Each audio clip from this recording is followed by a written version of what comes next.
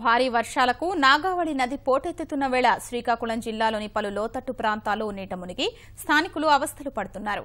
అర్ధరాత్రి నుంచి నాగావళి వరద ఉధృతి ఒక్కసారిగా పెరిగి జనావాసాలు జలమయమయ్యాయి. నగరంలోని తురాయి చెట్టు వీధి సహా అనేక ప్రాంతాల్లోకి వరద నీరు ప్రవేశించింది.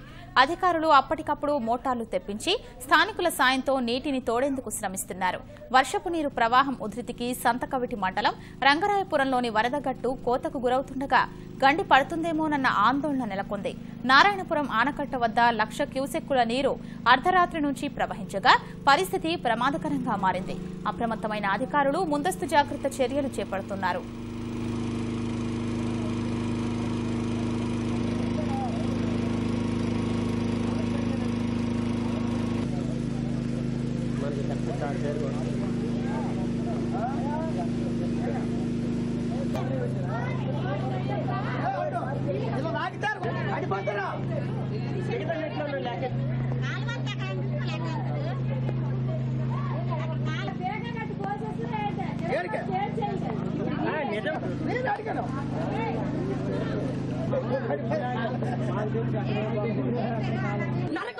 పెద్ద కాలంలో గొట్టలు ఎట్టిస్తారు. నరకం భరిస్తాం పిల్లలతో, దోమలు, ఈగలు, పిల్లలకి జ్వరాలు, జబ్బులు.